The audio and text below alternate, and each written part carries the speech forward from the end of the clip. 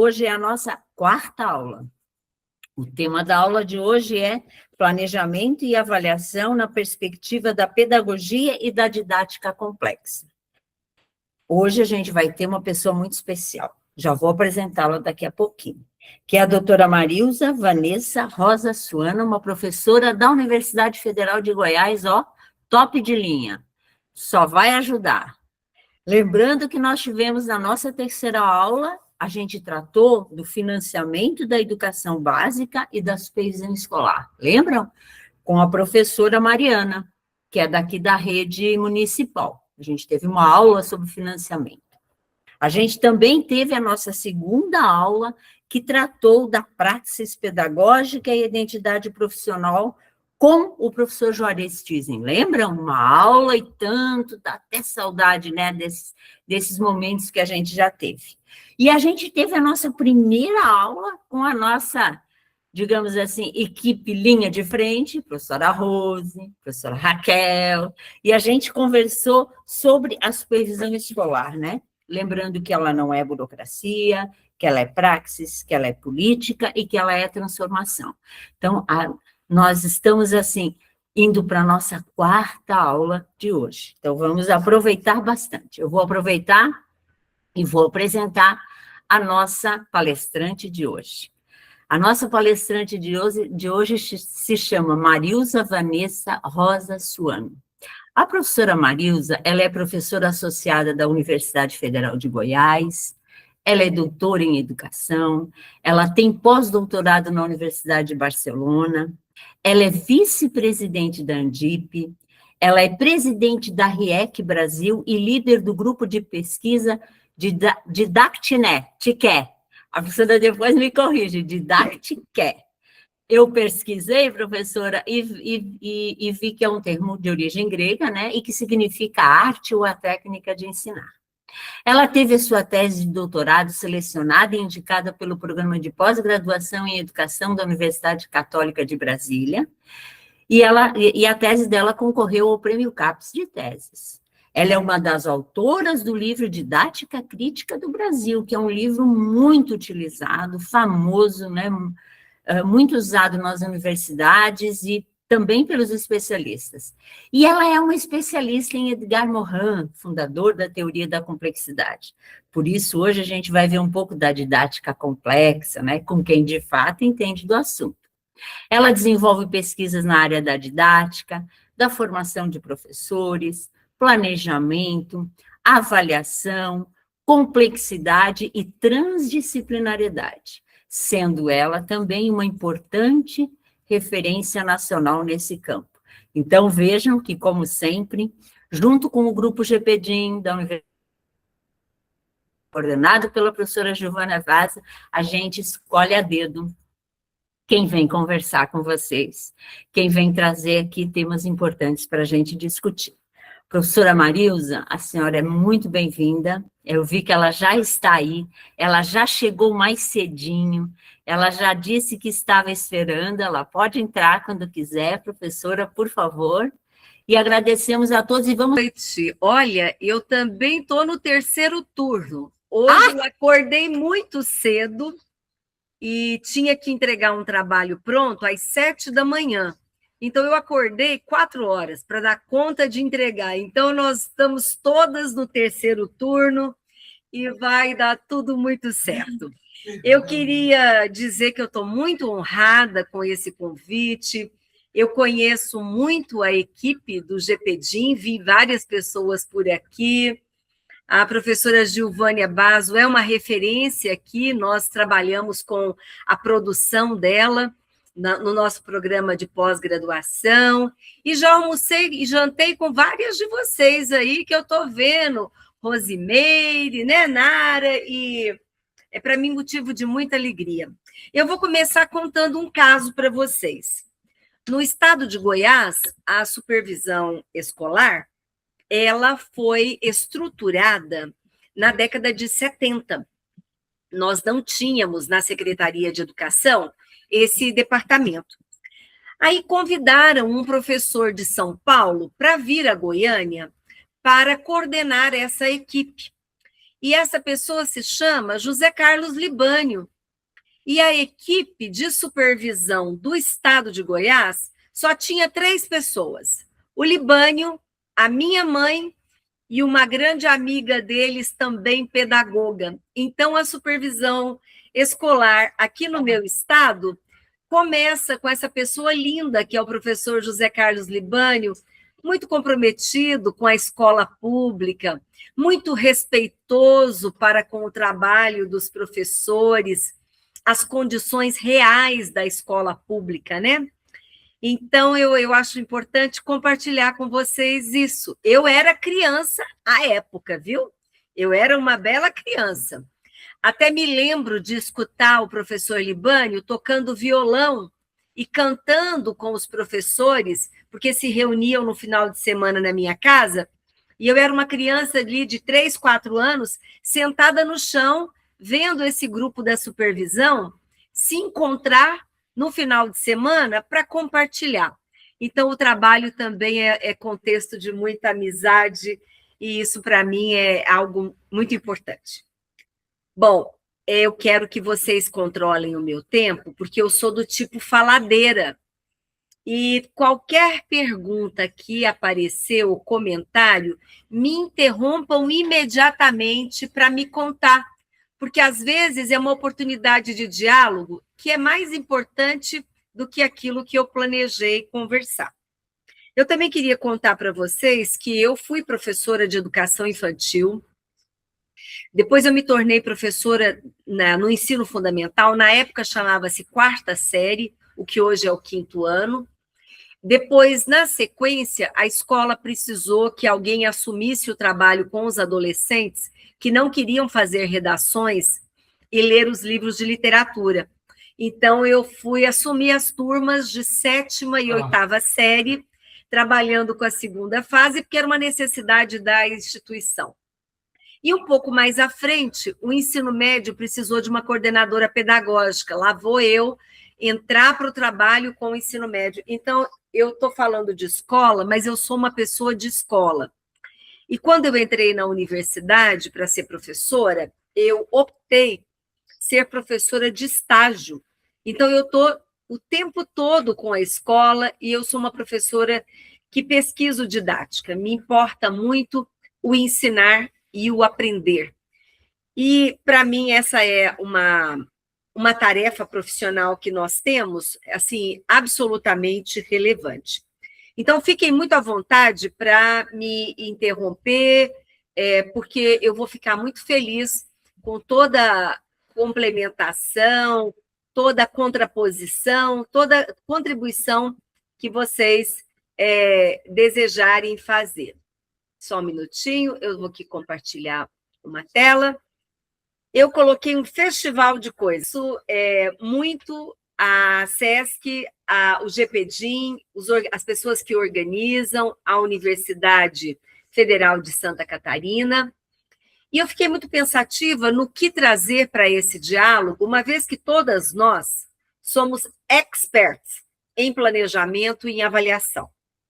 Mas aí eu pensei em fazer alguns recortes para apontar um pouco o lugar da minha fala nesse momento.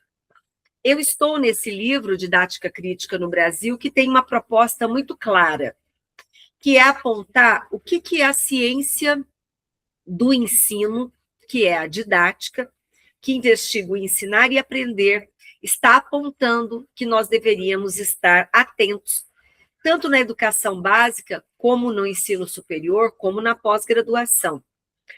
As rupturas paradigmáticas, o que nós precisamos realmente olhar para pensar o século XXI, para darmos conta de trabalhar com uma escola que entenda o que é uma educação integral e que compreenda o que está previsto na nossa Constituição, né, que é o desenvolvimento pleno da pessoa por meio da educação. E o desenvolvimento pleno, essa pessoa tem cognição, emoção, corpo, e é uma pessoa situada no tempo, no espaço, nos seus territórios, né? Nas suas representações. Então, acho que esse livro tem algo a nos dizer. Sobre planejamento e avaliação, a obra do professor Cipriano Lucchesi, de 2023, ela é muito tocante para mim e acho que tem ali 2 capítulos que devem ser estudados por nós. Eu vou fazer uma citação um pouco mais à frente.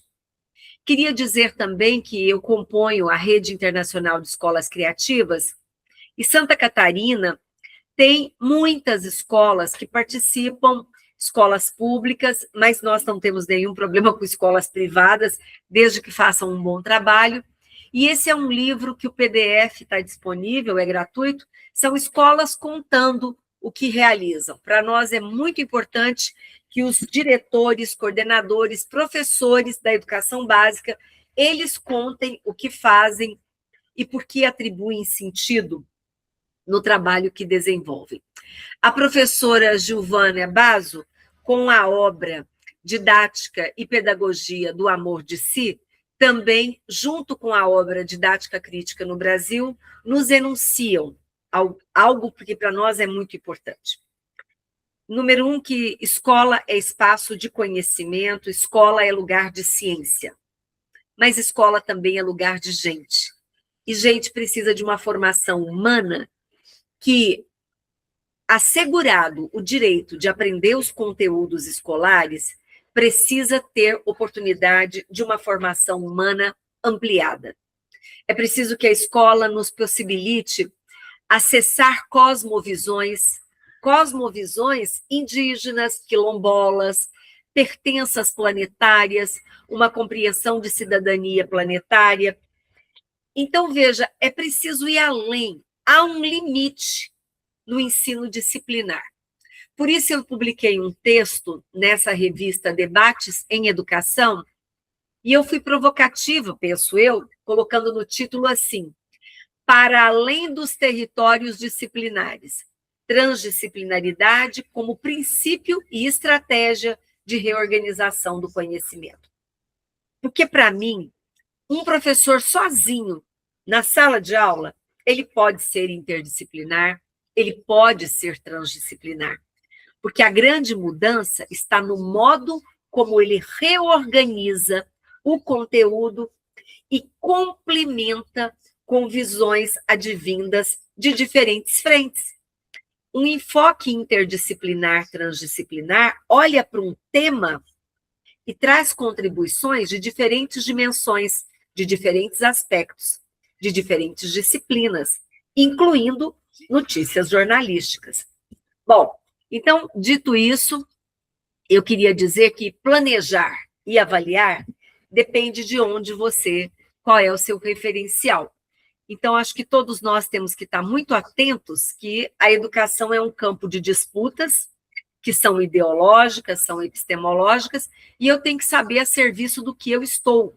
Os objetivos do planejamento, a estrutura do curricular tem quais finalidades educativas? Porque as finalidades educativas, elas vão orientar o sentido, o valor, a concepção, o perfil do aluno que eu quero formar, e aí sim vamos definir as nossas diretrizes de trabalho. Há muitas perspectivas em disputa. A relação entre educação e sociedade no Brasil e no mundo é um campo de confronto. Claramente, no Brasil, nós temos 2 grandes projetos que aparecem em primeiro enfoque, uma perspectiva crítica, uma perspectiva neoliberal, mas há várias outras. Eu não vou detalhar nada disso, e nós sabemos que o ensinar e o aprender, a didática, ela tem sido afetada. A autonomia da escola está sendo afetada, o PPP da escola está afetado, a autonomia do professor em criar a sua aula, adequando ao que esse momento histórico demanda, a sua comunidade, o seu território, os estudantes que ali estão. A gente precisa olhar com muita atenção a violência com que estão precarizando o trabalho do professor, porque o adoecimento docente não é em vão. O adoecimento vem da falta de valorização, da falta de respeito e da impossibilidade de ser criativo. Gente, o nosso trabalho, nós temos que criar a aula. Nós temos que criar algo para impactar os nossos estudantes. E se a gente não está tendo espaço para criar, se nós não estamos sendo os intelectuais que devemos ser, os profissionais que devemos ser, isso com certeza tem nos abalado. Então, veja, pensar o planejamento, a mediação didática, a avaliação da aprendizagem do discente, avaliar o desenvolvimento desse estudante, nos remete a pensar a serviço do que eu estou.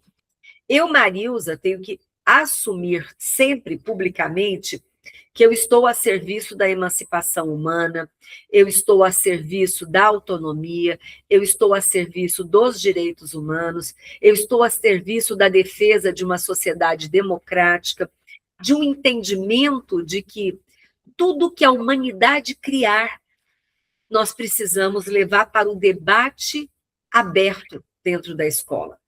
Como, por exemplo, nesse momento, a inteligência artificial. Tudo tem que ser debatido, tudo tem que ser ponderado. E aí me parece muito importante a citação do professor Cipriano Lucchesi, que é um filósofo expert em avaliação, mas, de modo geral, é o autor da obra O Ato Pedagógico, em que ele está tratando de planejar, desenvolver e avaliar. Ele vai dizer assim: a prática de ensino, e toda ela, tem como pano de fundo uma proposição teórico-prática composta de compreensões filosóficas. Então, eu vou planejar, seja a aula, seja o projeto pedagógico da escola, seja o conjunto de reuniões que a secretaria faz para estruturar o currículo, seja uma grande discussão em torno do Plano Nacional de Educação, seja o planejamento e o debate de um Sistema Nacional de Educação, todo e qualquer planejamento tem por trás uma compreensão filosófica, uma base teórica. Agora, se eu estou falando em específico do ensino, eu estou trabalhando para a expressão humana ou para o silenciamento humano? Eu estou trabalhando para o mercado ou para o aprimoramento do que a humanidade precisa desenvolver para sermos mais solidários, mais fraternos e, quiçá, mais éticos, né? Então, desse ponto de vista, eu trabalho com uma didática complexa e transdisciplinar, que é uma perspectiva de educação integral, que é uma perspectiva de educação e pedagogia ecossistêmica. As minhas grandes referências são Edgar Morin, Maria Cândida Moraes, brasileira, e, sem dúvida nenhuma, um conjunto de outros autores, como todos esses que compõem a Associação Nacional de Didática e Práticas de Ensino, como a professora Gilvânia Basso, José Carlos Libânio, Selma Garrido Pimenta e tantos outros. Então, o que eu queria hoje conversar com vocês, que me parece importante? Nós vamos ter que mudar o que a gente entende por aula. Não dá para a gente seguir fazendo o que eu estou fazendo aqui, uma aula expositiva. Não dá para a gente seguir fazendo isso, principalmente com crianças e adolescentes.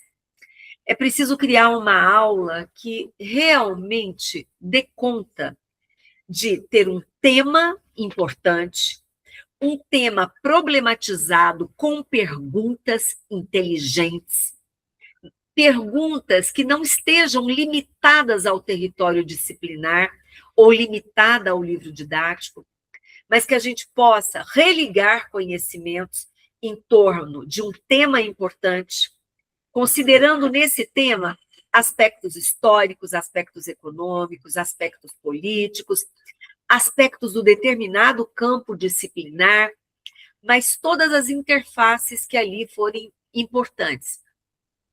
Significa dizer que nós vamos ter que planejar e avaliar guiados por princípios que superem tanto o ensino tradicional como esse ensino neoliberal, instrumental, tecnicista, que nós estamos exauridos. Então, como é que a gente está pensando a aula?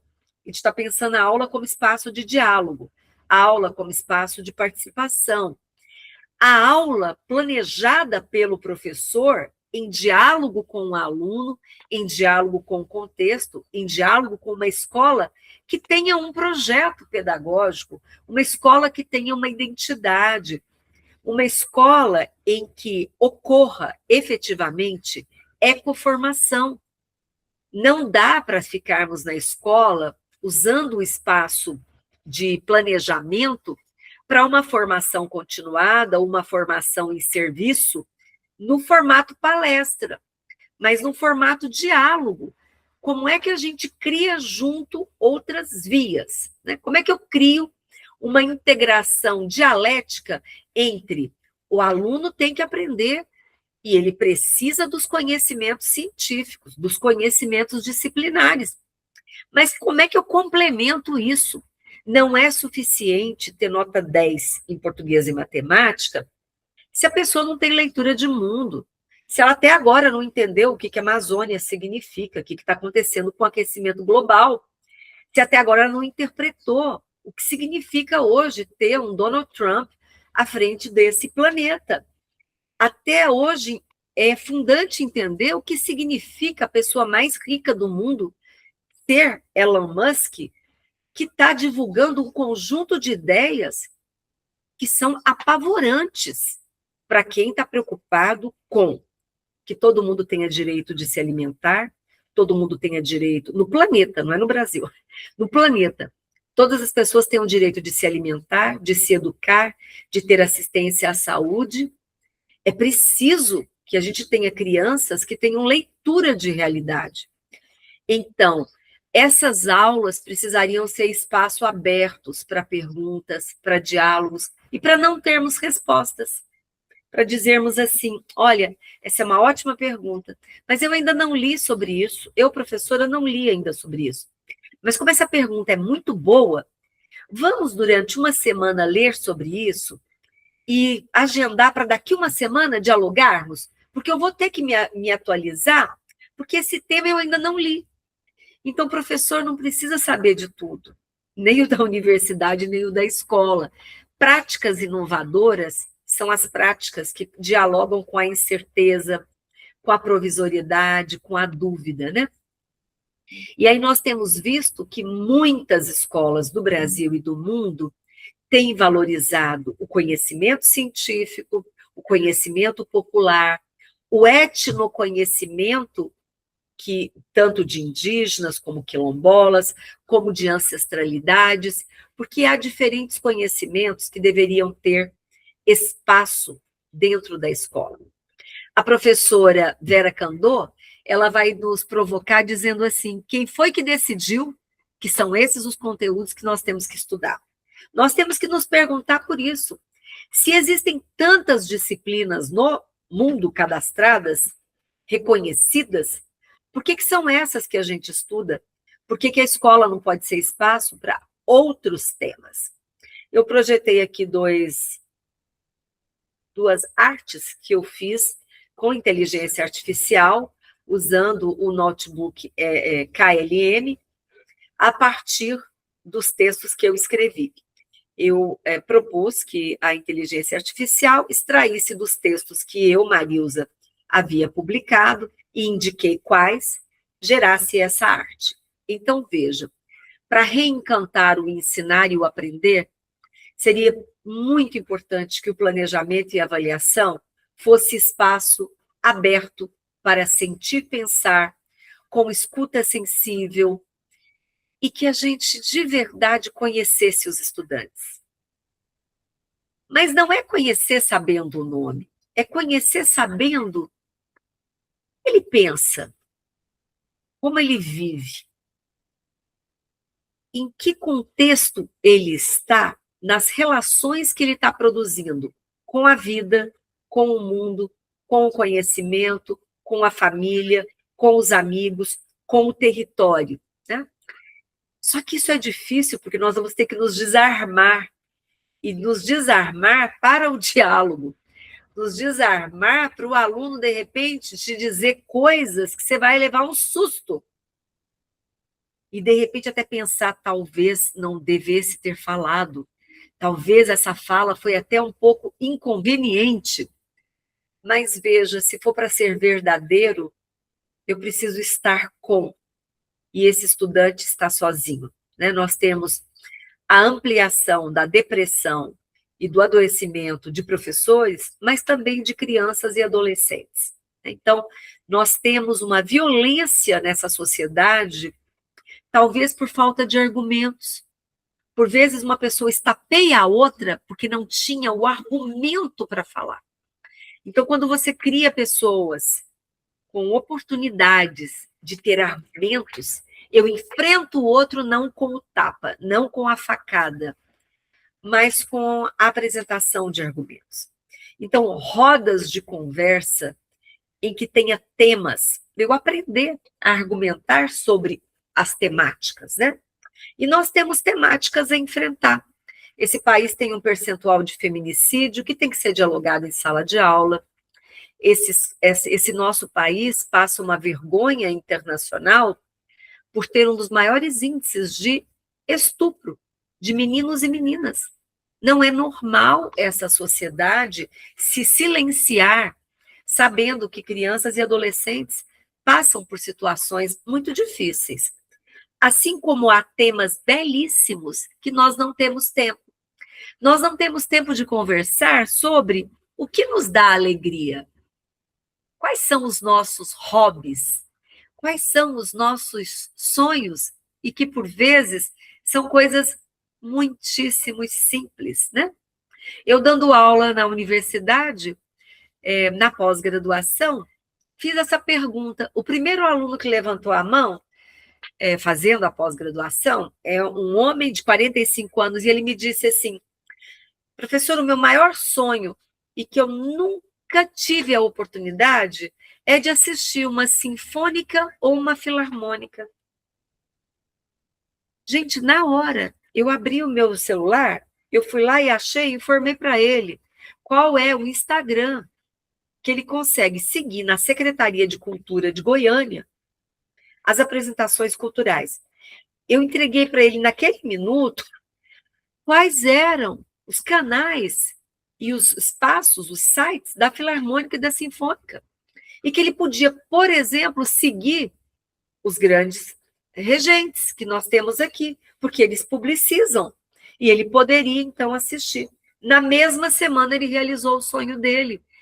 Eu acho que esse rapaz, de 45 anos, ele vai lembrar de mim, não pela disciplina que eu dei, o conteúdo que eu ensinei, como eu ajudei na pesquisa, mas, de verdade, ele precisou estar com 45 anos para contar para alguém, uma turma inteira.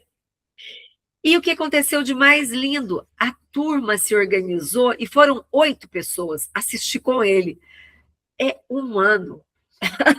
Então, esse slide diz assim, olha, a reforma do pensamento nos tira de um lugar que é a fragmentação de eu tenho que ensinar molécula, para, de repente, ensinar molécula, e ao ensinar molécula, entender que esse homem de 45 anos, cheinho de moléculas, tinha um sonho que pôde ser realizado quando ele entendeu que ele tinha direito de assistir, que era gratuito, que era público, e que existia o espaço onde essa informação podia ser acessada.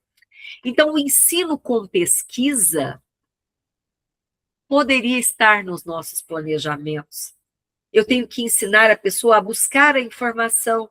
Aí ele me disse, eu nunca pensei, professora, eu tenho um Instagram, nunca pensei que eu poderia buscar essa informação. Bom, é óbvio que tem o site da Secretaria de Cultura, mas os slides, os cards veiculam com rapidez nesse espaço. Então, para escutar o outro, tem que ter espaço. Eu tenho que entender que essa pessoa complexa, esse aluno multidimensional, ele é um ser biológico, social, emocional, cultural e misterioso. E a formação humana, numa perspectiva complexa, no mínimo, teria que acessar 3 dimensões. Eu teria que ensinar as pessoas a investirem em autoformação. O que eu quero procurar para mim e que eu quero assegurar a mim o direito de acessar. é autoformação. As pessoas têm que aprender a buscar aquilo que elas não tiveram. Ah, professora, eu tive uma infância muito precária, estudei numa escola rural, vivi em condições numa cidadezinha do interior, nunca fui a uma exposição de fotografia, nunca fui a um museu.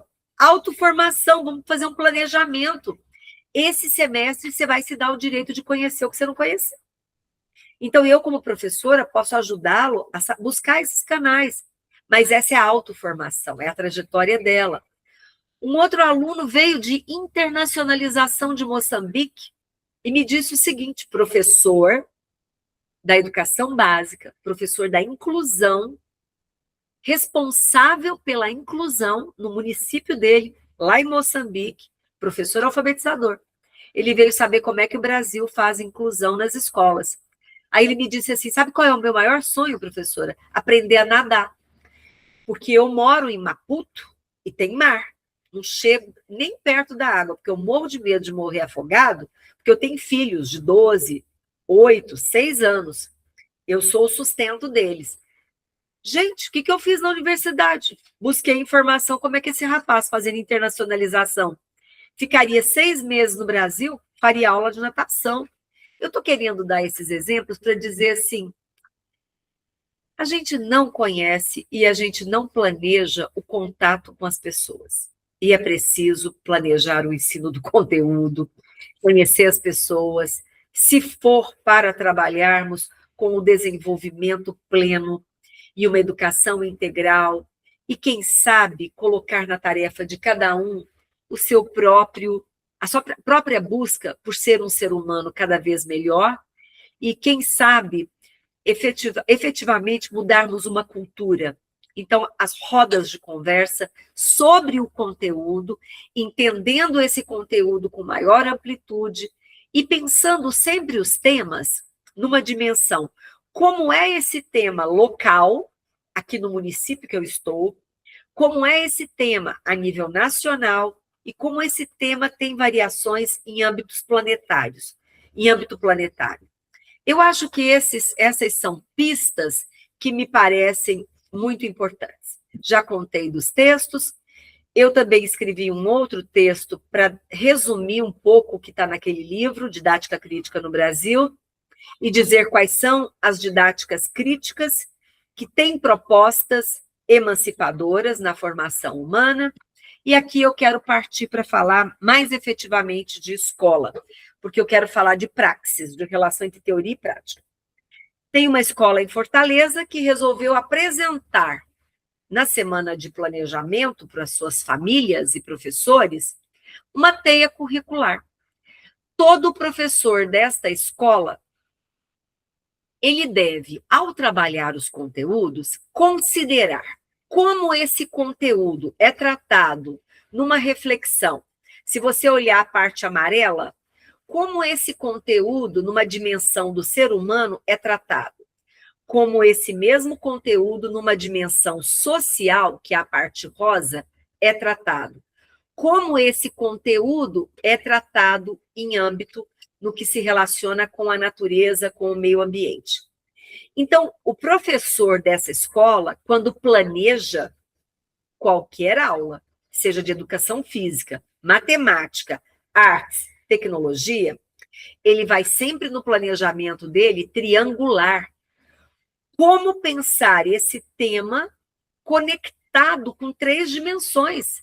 É o indivíduo, a sociedade e a natureza. O Biratã D'Ambrosio, um matemático importantíssimo que nós tivemos nesse país, ele já dizia que o estudo da etnomatemática precisa se libertar e dar conta, né, de sair das gaiolas epistemológicas para transdisciplinarizar, e qualquer conteúdo, ao ser planejado, pensado, discutido, deveria triangular esses polos.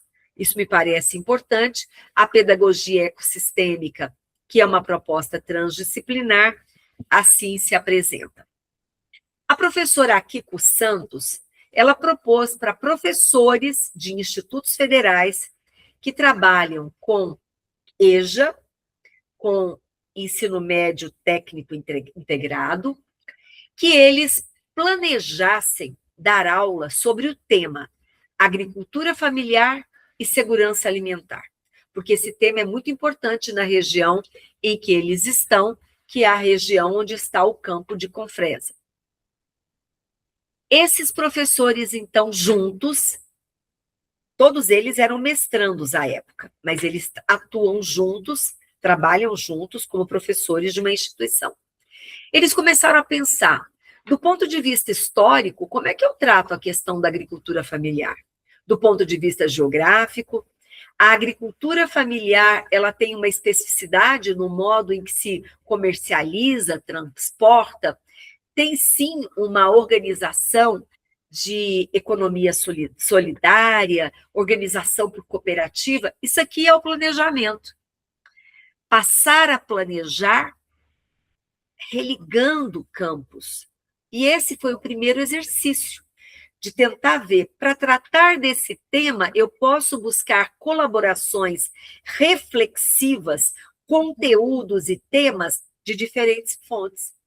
Agora, como é que eu vou articular para entender que diferentes famílias fazem pequenos cultivos, esses cultivos vão para as feiras que alimentam esse país e que isso é muito importante para a segurança alimentar, uma vez que a produção do agronegócio, e eu sou do estado do agronegócio, a sua grande produção vai para a internacionalização, vai para o comércio internacional, que é o milho, a soja, o arroz, o trigo e assim por diante.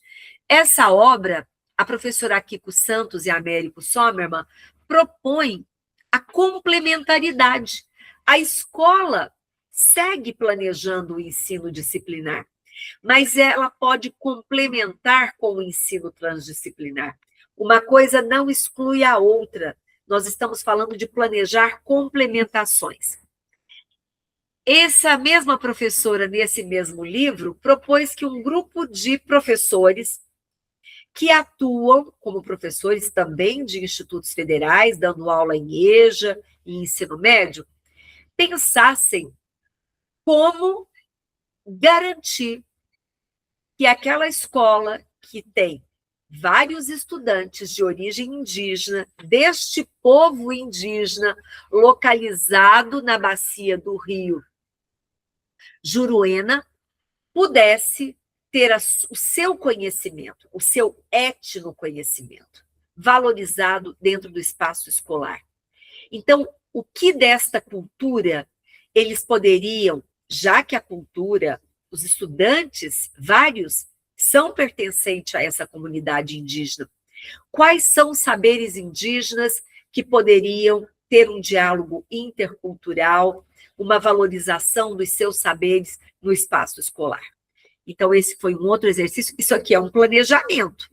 Foi um planejamento coletivo, está o nome aí das pessoas que planejaram. São todos professores.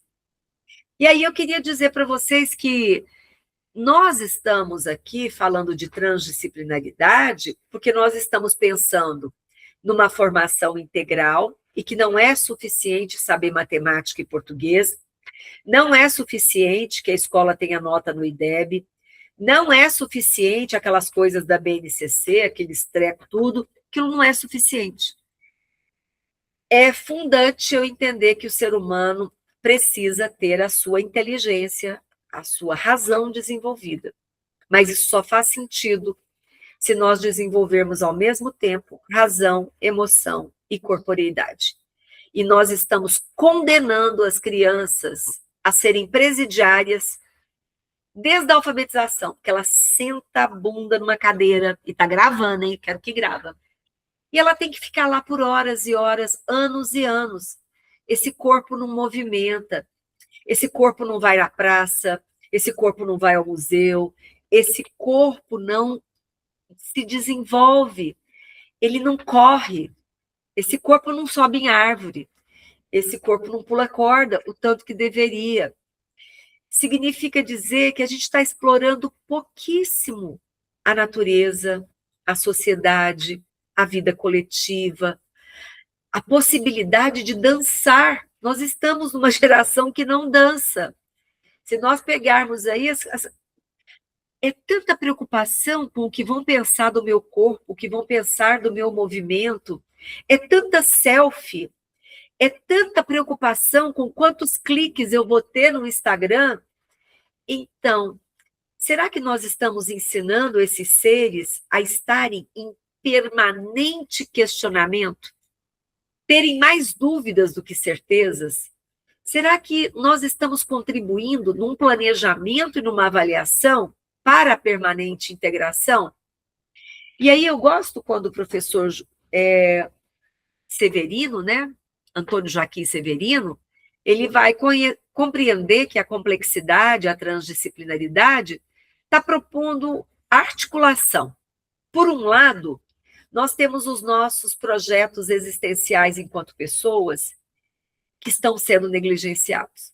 Então, nós precisaríamos articular, religar no projeto educativo e no planejamento projetos das nossas comunidades, dos nossos territórios, dos nossos estudantes, com esses grandes projetos políticos formativos que nós temos, do qual eu defendo uma sociedade democrática, uma emancipação humana, a liberdade de expressão, os direitos humanos. Então, é preciso conciliar, e os projetos estão esvaziados deste entendimento.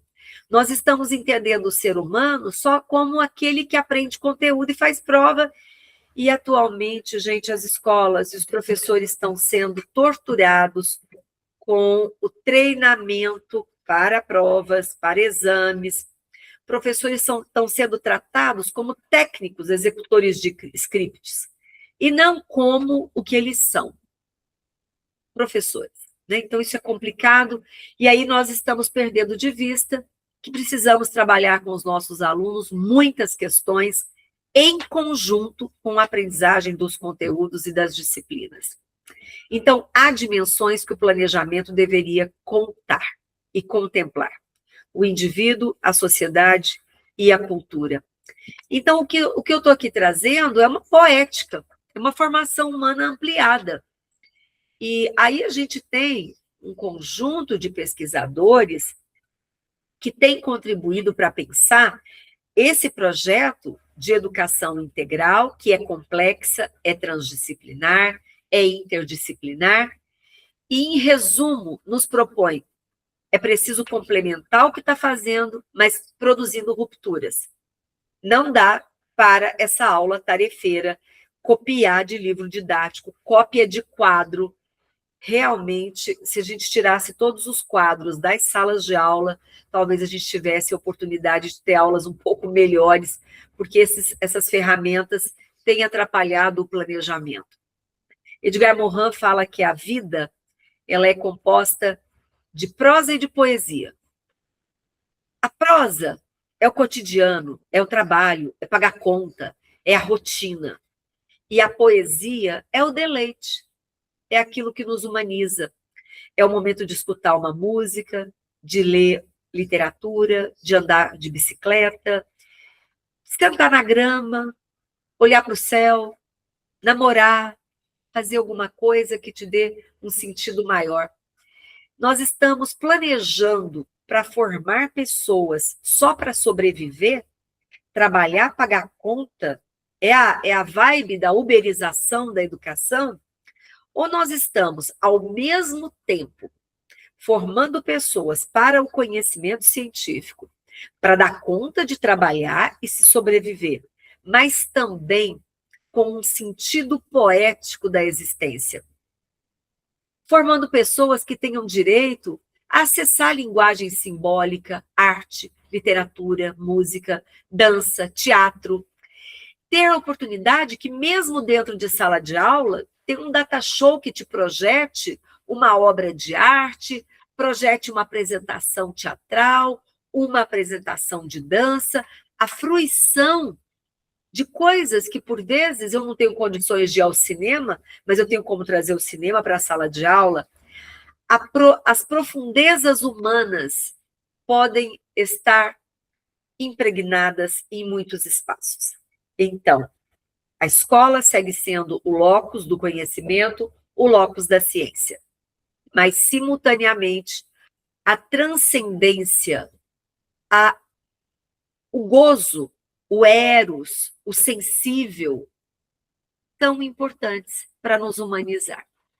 Ah, que pena que a imagem, e eu estou usando aqui, com uma licença poética, imagens que estão disponíveis, porque Beatriz Milhazes assim o deixou disponível na internet.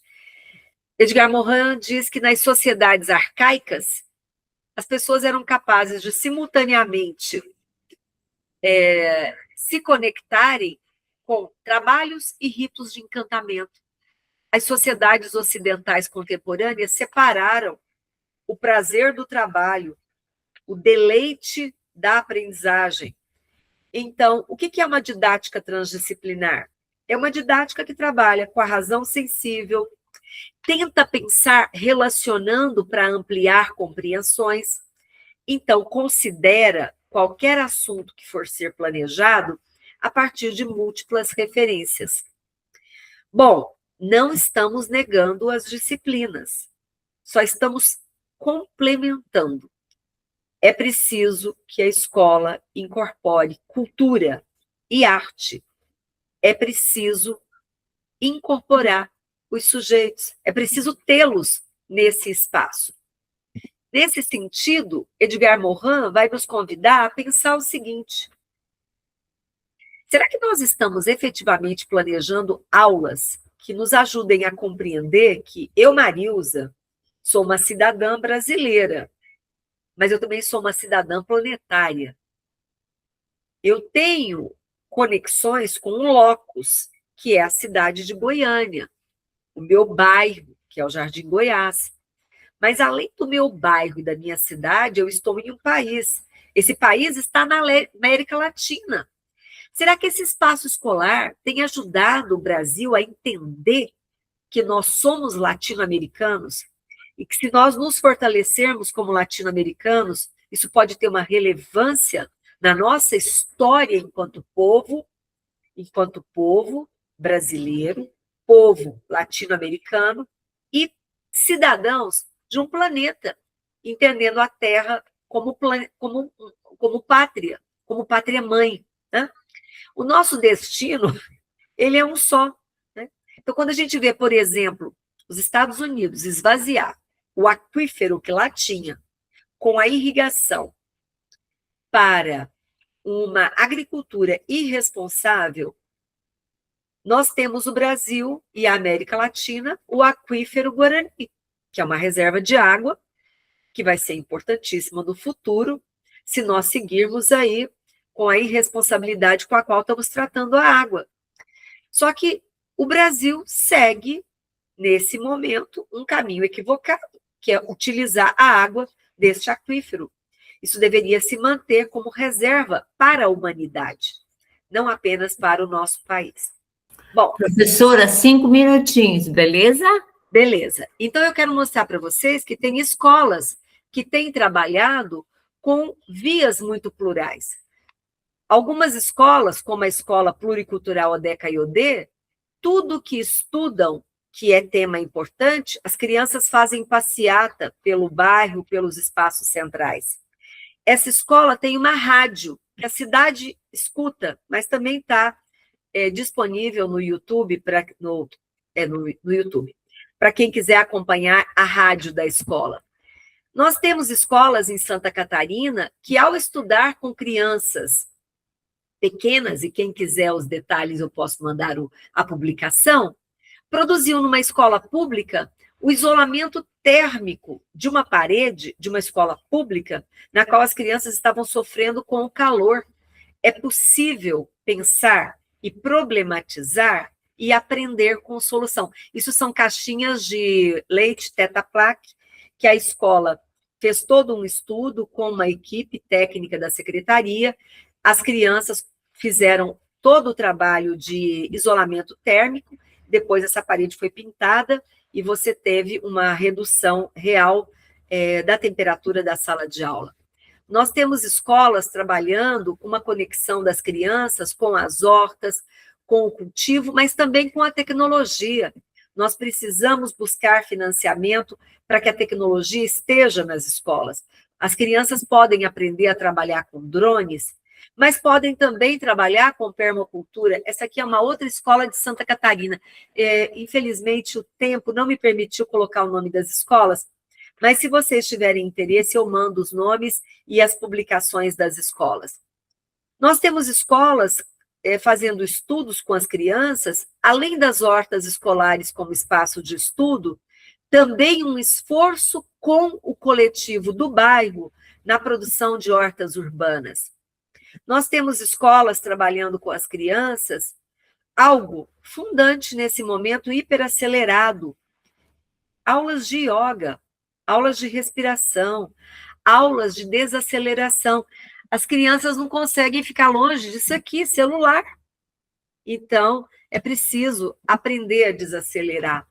Nós temos escolas com espaços múltiplos e plurais, assim como nós temos formação de professores multirreferenciais. É preciso oportunizar aos professores vivências. E, para além da vivência, a reflexão teórico-prática dessas vivências, para que a gente invente junto as praxes que vão desenvolver na escola. O professor precisa de ajuda, o professor precisa fazer junto. Eu tenho me colocado nessa aventura de estar com muitos professores da educação básica. Tem escolas que levaram animais para dentro da escola. Tem escola que tem tartaruga, mas não é enfeite. Aquilo ali é um ser vivo.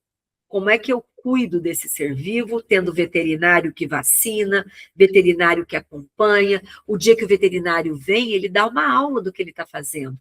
Então, eu preciso aprender a entender que vacina nesse país não transforma ninguém em jacaré. Vacina é saúde.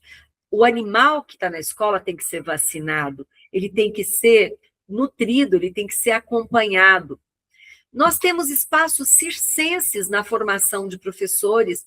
Nós precisamos oportunizar os professores, explorar outros espaços, para que ele possa também oportunizar aos seus estudantes. Os espaços com arte, com grafite, com teatro, a oportunidade de conhecer expressões humanas, seja pela dança, seja pela coreografia, seja pelo teatro, seja pelo jogral, seja pelas danças circulares. E aí eu fecho a minha fala aqui. Eu fiquei muito satisfeita quando eu vi um mestrando meu produzindo uma dissertação em que ele propõe o seguinte: uma educação para a democracia, a partir das obras de Edgar Morin, deveria assegurar às nossas crianças que fosse planejado, que ele pudesse viver dentro da sala de aula um espaço democrático, viver dentro da escola um espaço democrático, fazer estudos sobre o que é a democracia e como ela se desenvolve na história da humanidade, como ela é diferente em diferentes países, mas também é preciso defender a democracia se a nossa sociedade tão jovem precisa, assim, se aprimorar. A didática complexa e transdisciplinar, ela tem bases teóricas, mas ela tem propostas, e aí eu vou me fixar aqui em um quadrinho alaranjado, e aí termino. Os ambientes escolares deveriam ser ambientes escolares emocionalmente mais saudáveis, ambientes escolares mais solidários, ambientes escolares mais colaborativos, para possibilitar e potencializar o inédito viável. E por que professoras e professores seguem gritando com as crianças? Por que as crianças seguem tão violentas com os professores? Porque os humanos estão faltando no planejamento. Então, escola precisa ser espaço de razão, emoção e corporeidade. Eu agradeço e finalizo aqui. Acho que é preciso tanto planejar como desenvolver aulas que sejam mais dialógicas. O tempo é curto, mas eu fiquei com vontade de dizer que o desafio é para mim, como é para todos nós. Eu não tenho as respostas, eu tenho os desafios juntos. E eu também tento fazer isso. Mas essa semana eu recebi uma crítica, e eu preciso contar para vocês. Um aluno meu me disse assim: nossa, as 2 últimas aulas, Ai, você está cansativa, você está tão professoral. Eu parei e pensei, olha a contradição. Eu me empenhando tanto por aulas dialógicas, incorri em algo que é de uma tradição cultural. A exposição não assegura a aprendizagem, mas eu tenho que sempre planejar para que o aluno esteja em atividade. É ele que tem que trabalhar. E aí eu quero concordar com o Celestin que aula é lugar de trabalho e quem tem que trabalhar é o aluno. Então, eu tenho que trazer o material para ser estudado, material para ser comparado, material para ser problematizado, os trabalhos em conjunto. Eu acho que isso para o planejamento e para a avaliação. Muito obrigada. A Solange, quando você falava do trabalho, da cultura, da importância de abrir esse olhar, né, sobre o planejamento, ela disse o seguinte: trabalho nessa perspectiva, com ecossistemas comunicacionais, possibilitar repertório cultural. Hoje, ela disse, apresentei aos estudantes vários links para a pesquisa. Que bom, né, professora? Quando a gente vê, né, quem está fazendo isso na prática. A Rosemary lembra uma coisa importante, né? Você falou do planejamento, você falou da avaliação, você falou que planejar e avaliar depende muito do lugar de onde você fala. E me levou também a fazer uma reflexão, da onde falamos nós, né? Supervisores escolares, profissionais da educação. Qual é o nosso lugar? Quando a gente fala de planejamento, de que planejamento, né? A gente está falando e de que avaliação? E nisso, a Rosemary lembra uma coisa importante, de que o planejamento e a avaliação não são processos neutros. Eles refletem o projeto político-pedagógico da instituição e os objetivos de formação do estudante. Então, casa exatamente com o que você falou, trabalhar para quê, né? Na verdade, nós temos que mudar, inclusive, o que entendemos por aula. Eu acho que a tua provocação foi perfeita. Tipo assim, nós temos que planejar e avaliar uma aula, de fato, mais complexa, né? Mais abrangente mesmo. A Sueli diz, meu Deus, que reflexão, ganhei minha noite ouvindo você. A Ana Paula, nossa colega, diz o seguinte, é sempre muito bom ouvir você, professora. Sua fala é muito potente, sensível e inspiradora. Você consegue abordar temas tão importantes com clareza, profundidade e um tom que nos mobiliza. A reflexão e fortalece o nosso compromisso com a educação. Muito bem, Ana. A Sueli reforça, coisa mais linda de te ouvir. A Maria Luísa diz verdade, belíssimas reflexões, fala potente e sensível. Depois a Andréia lembra uma coisa importante, talvez você pudesse até explorar conosco um pouquinho. A empatia hoje é um dilema civilizatório. A escola só reflete esse rebaixamento dos valores de vida, mas devemos fazer a nossa parte sempre. Eu acho que você chamou atenção, eu acho que podemos conversar um pouquinho mais sobre isso. Como é que a gente pode, de fato, planejar e avaliar na perspectiva que tu traz, né? Qual é o papel de supervisão no planejamento da escola? Como é que o supervisor ou especialistas podem, né, induzir um planejamento mais abrangente, esse que você chama tanto atenção, que não é ignorar a disciplina, mas é ampliar, né, as disciplinas. A Rosemary lembra também que a escola é um espaço de convivência ética e de formação integral, que busca estratégias que valorizem tanto o rigor científico quanto a sensibilidade humana. Eu li tudo, mas eu tenho certeza que tu ouviu bastante. Temos mais coisas também. Mas eu queria te ouvir um pouquinho também sobre isso, assim. Como é que o supervisor pode, né, enquanto no seu papel, o supervisor, o orientador, ou a equipe pedagógica, pensar e intervir nesse planejamento, para esse planejamento mais amplo mesmo. Você já deu várias dicas. Boa noite, que prazer, que alegria, professora Marilza.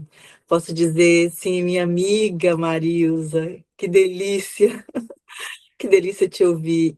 E durante a tua fala, acompanhando também o chat, e lendo e ouvindo as colegas com os suspiros, com os ais e com as socializações, de que apesar do cansaço, né, estamos aqui, que dá vontade até de chorar. A Dagmar escreveu isso dos comentários, que dá vontade de chorar ouvindo essa reflexão, ouvindo sua reflexão, que esse planejamento do cuidado, né? E eu fiquei, então, enquanto te ouvia, e eu pensei comigo, o que que eu aprendi? O que que eu estou aprendendo neste momento com a professora Marilza, com a minha amiga Marilza, né?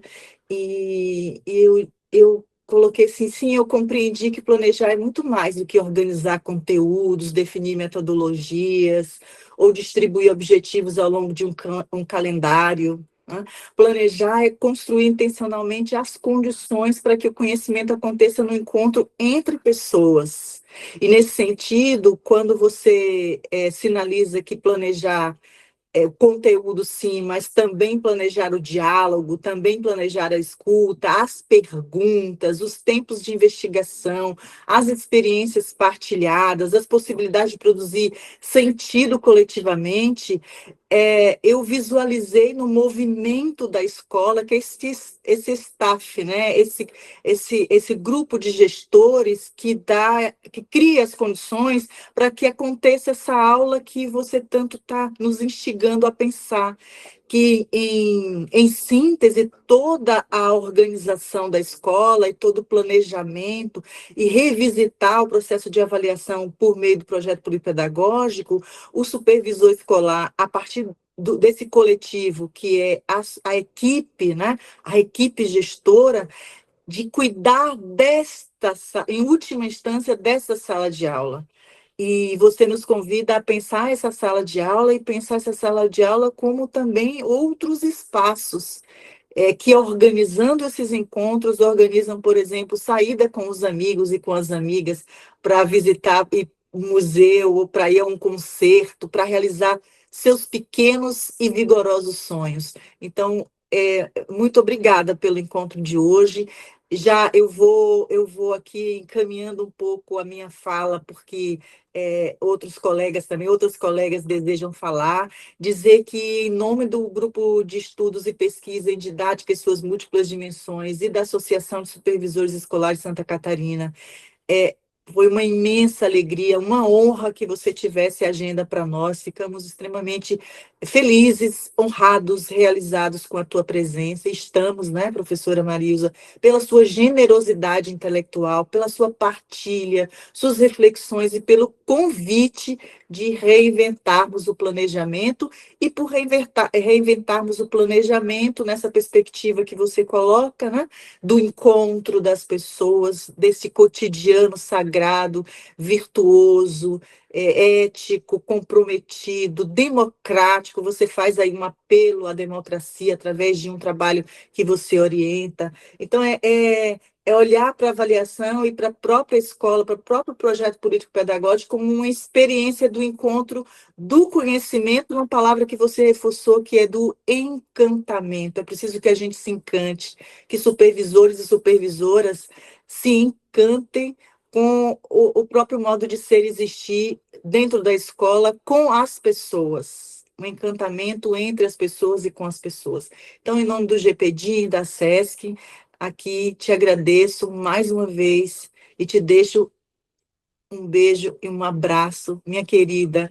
Eu queria, Nara, comentar com vocês duas questões em diálogo com o que você me perguntou e com o que a professora Giovânia acabou de dizer.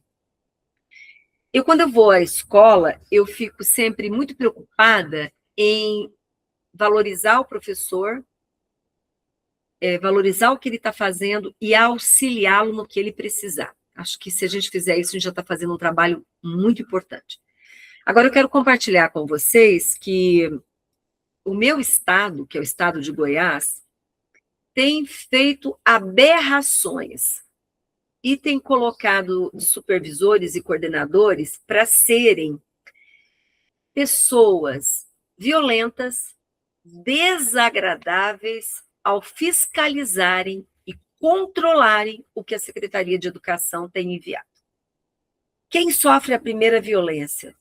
Os supervisores e coordenadores e diretores de escola. E tem replicado isso nas escolas. Goiás, o adoecimento aumentou muito, muito, porque tudo aqui é o IDEB, tudo aqui é o inferno que se criou em torno da BNCC. Então, está muito sofrido. Nós fizemos uma pesquisa agora, que foi apresentada no final do ano passado, muito preocupante. Nós entrevistamos os coordenadores pedagógicos das escolas. E o resultado é de violência, é de desrespeito, é de tratar o professor como executor de script. Secretaria de Educação manda uma coisa que o diretor, o coordenador e todo mundo sai correndo atrás de uma coisa que é impossível fazer. O compromisso, e que bom que isso está sendo gravado, pode até pôr no ar, pode pôr publicamente. Nosso compromisso tem que ser com a aprendizagem das crianças. O nosso compromisso tem que ser assim, olha, pode ser a última oportunidade que essa pessoa vai ter de ter acesso ao conhecimento, porque ela pode se evadir, ela pode abandonar daqui a pouco. Então, na história, da trajetória de vida dela, estar conosco tem que ser primoroso. Essa pessoa tem que, conosco, aprender a pensar, problematizar, argumentar, compreender o seu lugar no mundo com direitos e deveres. E acessar minimamente conteúdos que lhe permita ser um cidadão, ser alguém que dê conta de dar continuidade na sua vida escolar, mas também acompanhar os filhos que vão ter, os sobrinhos, dar uma contribuição para essa sociedade. Então, assim, no meu estado, tem me preocupado muito o papel policiesco, é esse o sentido, policiesco. E os coordenadores pedagógicos e supervisores, o trabalho deles não é esse. Nós deveríamos ser suporte pedagógico, a nossa pauta tinha que ser pedagógica, nós tínhamos que realmente ter condições de dar qualidade à escola, mas não é qualidade de IDEB, não é qualidade de índice, é realmente as crianças estarem alfabetizadas, realmente terem oportunidade, como qualquer outra criança, de entender o mundo, de dialogar sobre o mundo, de ter alegria, de aprender, de fazer o que Bernard Charlot nos propôs, estar em relação com o conhecimento.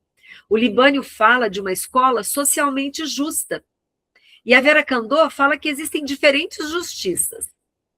Uma é a justiça social, econômica, né? De termos condições de nos sustentar, morar e tal. Mas existe também a justiça cognitiva. Eu moro em um prédio aqui em Goiânia de classe média. Não moro com a elite, gente, eu moro com a classe média. E eu escutei de uma criança pequenina, lá nos idos dos seus 8 anos de idade, que, olha, estou tão feliz porque esse semestre a professora está nos ajudando a aprender coreano. Porque nós dissemos que o nosso sonho era falar coreano. E a professora incluiu uma aula uma vez por semana de coreano. E a professora nos orientou que existe um site do Ministério da Educação, em parceria com a Embaixada Coreana, que é possível criança aprender coreano. Aí eu fiquei pensando no sentido do que é justiça cognitiva. Será que todas as crianças das escolas públicas do país estão sendo ouvidas para saber o que elas gostariam também de colocar no currículo? Né? Eu escutei de uma outra professora me contando, Marilza, eu estou tão satisfeita, minhas crianças que estão avançando tanto na alfabetização, chegamos a uma decisão. Finalizaríamos o semestre com uma produção textual para que os pais viessem para o encerramento e que cada uma lesse o texto que escreveu. E conversa vai, conversa vem, as crianças me fizeram uma proposta. Chegaram 4 e disseram assim, professora, nós 4 queremos falar sobre skate. E como seria importante pedir para o prefeito fazer no nosso setor, na pracinha aqui perto da escola, uma pista de skate, porque está lá vazio. A pracinha está um terrão, não tem nada. Mas se fizesse a bacia de skate, nós 4 temos o skate. E a gente poderia treinar. E aí esses 4 começaram a contar disso e eles resolveram fazer uma carta para o prefeito para pedir para colocar uma pista de skate na praça. E a professora tão feliz, porque eles queriam escrever. A alfabetização tem que servir para isso, para a gente escrever para as pessoas. Eu tenho ódio, com o sentido literal da palavra ódio, quando uma professora dá visto numa redação. Aquilo mata qualquer coisa. Como assim visto? Eu escrevo para alguém ler, e aí ler e dizer assim, nossa, que interessante a sua história. Você criou uma história em que fulano vai de bicicleta até a padaria para comprar os pães para o lanche da tarde. A sua história está interessantíssima, mas aqui eu não entendi por que de repente ele está brigando com a mãe. Ele não estava na padaria? Ah, professora, eu pensei e não escrevi. Não, ele voltou para casa. No caminho, ele encontrou com os primos foram juntos para casa. Ele brigou com a mãe, é porque ela não lembrou ele que tinha que comprar manteiga. Professora, eu pensei e não escrevi. Então, o papel da professora é ler o texto e dizer assim, olha, o texto tem que ter um encadeamento que o leitor entenda. Então, a parte que ficou na sua cabecinha, vamos completar? Vamos, professora, eu vou escrever de novo. E eu até tive uma ideia. Quem sabe, na hora que ele está indo para a padaria, ele encontra com o primo, e o primo fala assim, você está comprando pão, mas você está lembrando que precisa de manteiga? Ai, professora, eu vou pôr meu primo antes na história, porque é ele que vai me lembrar. Então, quando eu chegar em casa, eu não tenho que brigar com a mãe da história. Então, eu estou aqui brincando de dizer que o pedagógico é o pedagógico. E a supervisão, a coordenação, o professor tem que oportunizar o desenvolvimento humano. E essa delícia que é reescrever uma história que eu sou autor. E depois dramatizar o texto que eu escrevi. E antes disso, ler o texto para os colegas e os colegas darem uma apreciação. E de repente alguém diz assim, sua história está ótima, mas não aconteceu nada na padaria. Você só chegou e comprou. Não dá para ter um diálogo com o padeiro? Não dá para acontecer alguma coisa? Por exemplo, mudou o preço do pão? Não dá, de repente, para dizer que o pão acabou e aí você vai ter que comprar outra coisa? E aí, de repente, os colegas rechearem de ideias o escritor para decidir se quer ou não incluir ideias. Então, a minha proposta é que a gente ensine a planejar. E o planejamento tem que ter o diálogo, tem que ter o processo, tem que ter o pedagógico, e a criança tem que participar do planejamento, gente. É isso. Professora, você respondeu para todos, e muitas. E me deu até saudade. Eu fui alfabetizadora, e você contando essas... eu me lembrei de tanta coisa boa que eu ensinei, e quanta criança que eu escrevi, maravilha. Eu vou ler rapidinho aqui, tá? Porque vale, porque é importante. Vou começar pela Ana Paula, que diz que a sua fala faz lembrar de uma experiência que ela viveu na escola.